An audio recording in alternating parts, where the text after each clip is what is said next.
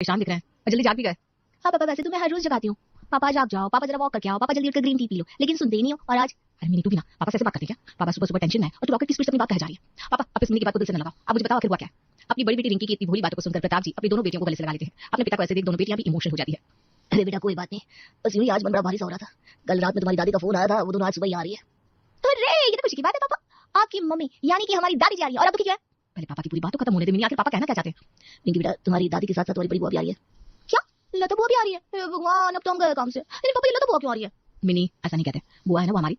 अब आप सोच रहे होंगे आखिर प्रताप जी अपनी बहन के आने से इतना डर क्यों है? दरअसल बात कुछ यूं है कि प्रताप जी की पत्नी आज से लगभग 15 साल पहले चल बसी, जिसके कारण प्रताप जी ने ही तीनों बच्चों को अकेले बड़ा किया। आइए हम आपको प्रताप जी का संघर्ष दिखाने के लिए कुछ साल पहले लिए चलते हैं, जब उनकी बड़ी बेटी रिंकी सिर्फ 8 साल की थी, मिनी 6 साल की और उनका मोहित तो सिर्फ 3 साल का था। पापा मुझे फिर से आज दाल चावल नहीं खाना, मुझे रोटी खानी है। और मुझे पूरी खानी है पापा। बेटा तुम दोनों मेरी प्यारी बच्ची हो ना, तुम दोनों को बताया कि तुम्हारे पापा को चपाती बनानी नहीं आती, थोड़े दिनों में दादी आ जाएगी। फिर अभी प्रताप जी इतना कह रहे थे कि तभी अंदर के रूम से मोहित के रोने की आवाज आती है। सब लोग भाग कर अंदर जाते हैं तो देखते हैं मोहित सोते टाइम बेड से नीचे गिर गया था और इसलिए जोर जोर से रो रहा था। प्रताप जी जाकर मोहित को उठाते हैं। अरे बेटा आज यहाँ साइड से तकिया लगाना भूल गया, इसलिए तो आज नीचे आ गया। सॉरी सॉरी बेटा।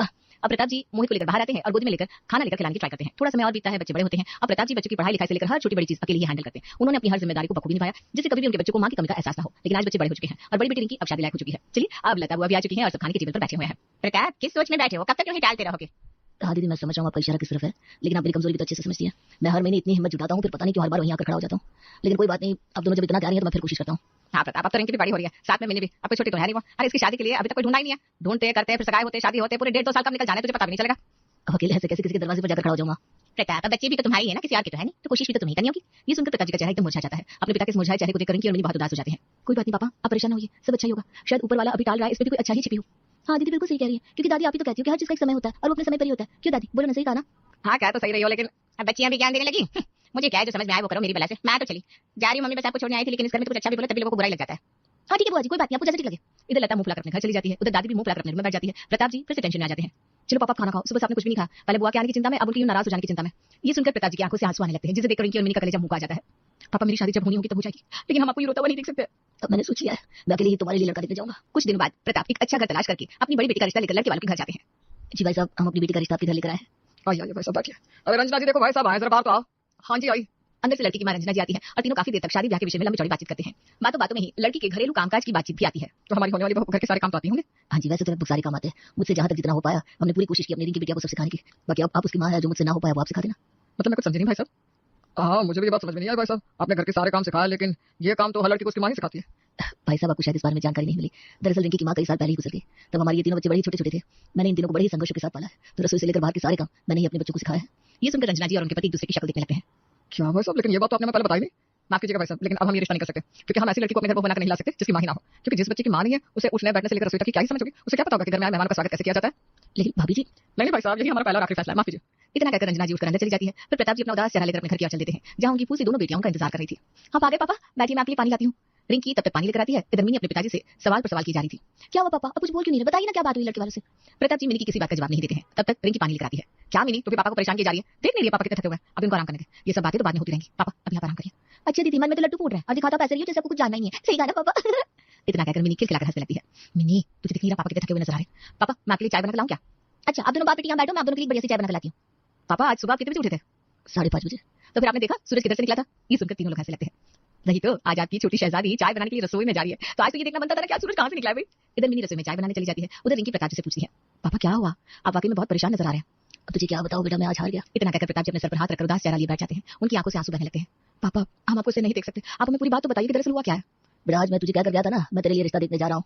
आज उनसे पूरी बात बहुत अच्छे से हुई। सारी बातों के बाद आखिर में जब उनको पता चला कि तुम्हारी माँ इस दुनिया में नहीं है, तो उन्होंने इस रिश्ते से अपने कदम पीछे खींच लिए। लेकिन अगर मेरी माँ इस दुनिया में नहीं है तो इसमें उनका क्या दोष? वही तो मुझे भी समझ में नहीं आया कि अगर किसी बच्चे की माँ नहीं है तो पहले से इतना टूटा हुआ महसूस करता है।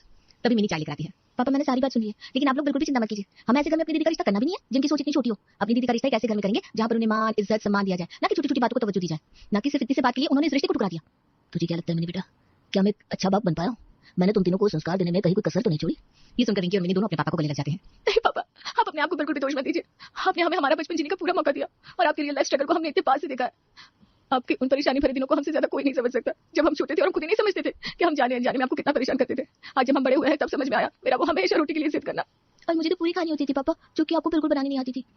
एक बार तो आपने मेरी पूरी बनाने के चक्कर में अपना पूरा हाथ ही चला लिया था, फिर भी आपके मुंह से उफ तक नहीं निकली। ऐसे कुछ दिन और बीतते हैं। फिर होलिका दहन के लिए सब कॉलोनी के बाहर इकट्ठे होते हैं। फिर रिंकी मिनी और प्रताप भी अपने घर में होलिका पूजन का सामान लेकर जाते हैं। तभी पड़ोस वाली शीला जी जाकर प्रताप जी को टोकती है। प्रताप जी कहाँ सोए हुए हो? अरे तुम्हारी मिनी से पूरे 1 साल छोटी है मेरी बबली। मैंने उसका रिश्ता भी तय कर दिया। आपने अभी तक अपनी बड़ी बेटी का रिश्ता कहीं नहीं तय किया। फिर छोटी तो साथ में बड़ी हो रही है, उसके लिए कब सोचोगे?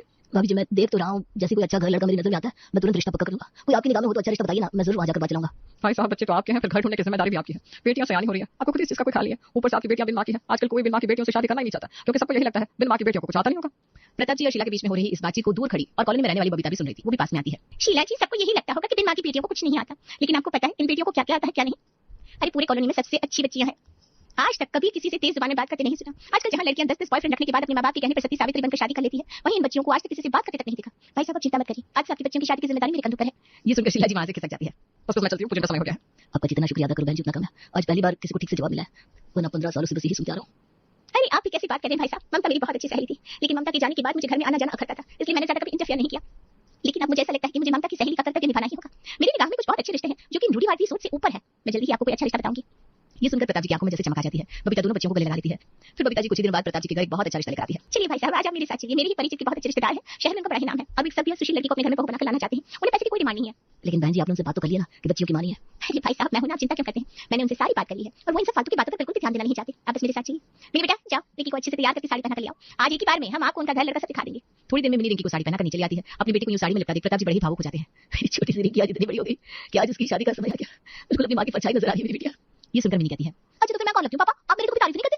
ये सुनकर सब खिलखिलाने लगते हैं। अरे तू तो पापा की परी है मेरी बिटिया रानी। इतना कहते ही मिनी प्रताप जी के गले लग जाती है। बबीता जी के संग सब लोग उनके रिश्तेदार के घर पहुंचते हैं। बताइए भाई साहब, बड़ी देर से आपका इंतजार हो रहा था। वाकई में बड़ा इंतजार करवाया आपने, लेकिन बिटिया को देखकर लग रहा है इंतजार का फल हमेशा मीठा होता है। बेटा क्या नाम बताया था? बेटे का माफ करना मैं भूल गई। रिंकी नाम है दीदी। रिंकी इससे मिला, यह है मेरा बेटा रोहित। अब इसको संभालने की पूरी जिम्मेदारी तुम्हारे ऊपर है। मैंने इसे 25 साल संभाल लिया, अब तुम्हें इसे ठोक पीट कर सही ठिकाने पर लाना है। ये सुनकर समझने लगते हैं। क्या हम लोग पहले बैठकर बाकी की बातचीत कर लें? हाँ क्यों नहीं भाई साहब, आपके मन में कोई भी संदेह नहीं रहना चाहिए। आखिर आप बेटे के बाप है और एक बेटी का बाप होना इस दुनिया का सबसे बड़ा सौभाग्य है। हमारी तो बड़ी इच्छा थी कि हमारे पास भी एक बिटिया हो, लेकिन जब 2 बेटे हुए तो हमने उसी से संतोष कर लिया। लेकिन कोई बात नहीं, देर आए दुरुस्त आए। आज इतने सालों बाद उसे बेटे की तमन्ना भी पूरी हो गई। भाई साहब आपकी लेन देन की कोई मांग हो तो बता दीजिए। भाई साहब वैसे तो हमारी लेन देन की कोई भी मांग नहीं है, लेकिन हम बस ये चाहते हैं कि आप बारातियों का स्वागत पान पराग से करें। मिनी धीरे से रिंकी के कान में कहती है, दीदी तेरे से जरा लाले तो मेरी तरफ मजाक लग रहा है। अगर तुझे लड़का पसंद ना तो बता दे, मैं शादी कर लूंगी। ये सुनकर रिंकी मुस्कुराने लगती है। सब लोग थोड़ी देर के लिए रिंकी और रोहित को भी बातचीत करने के लिए अकेला छोड़ देते हैं। फिर दोनों की रजामंदी से रिश्ता पक्का हो जाता है और रिंकी ब्याह कर अपने ससुराल आ जाती है। कुछ ही दिनों में रिंकी एक एक करके घर के सारे काम सीख लेती है। फिर एक दिन रिंकी रसोई में खाना बना रही थी तभी, रिंकी बेटा तेरे पापा तो कल तेरी बड़ी तारीफ कर रहे थे। अच्छा मम्मी जी, लेकिन क्यों, ऐसा क्या हो गया? अरे पिछले हफ्ते जो हमारे यहाँ के फ्रेंड की फैमिली डिनर पर आई थी ना, कल उनका ही फिर से फोन आया था। तो वो भाई साहब तुम्हारे हाथ के खाने की बड़ी तारीफ कर रहे थे, जिसे सुनकर तुम्हारे पापा का सीना गर्व से चौड़ा हो गया। क्या मम्मी जी आप भी को मजाक करती हो? अरे ये सब सीखा तो आपसे ही है। ये तो आप भी जानती हैं कि मैं जब इस घर में आई मुझे क्या ही बनाना आता था, लेकिन आपने कभी मुझे इस बात का एहसास नहीं होने दिया कि मैं एक माँ की बेटी हूँ। इतना कहकर रिंकी जोर जोर से रोने लगती है। सुषमा जी उसे अपने गले लगा लेती है। अरे बेटा तेरा ये दर्द मुझसे ज्यादा अच्छे से कोई नहीं समझ सकता, क्योंकि मैंने भी ये दर्द अपने जीवन में जिया है। मैं भी तेरी तरह एक दिन माँ की बेटी थी। तेरी तरह पड़ोसी और रिश्तेदारों ने मुझे भी खूब ताने सुनाए थे, लेकिन अब तो मेरे पास माँ है ना। ये कहकर रिंकी और सुषमा दोनों मुस्कुराने लगते हैं।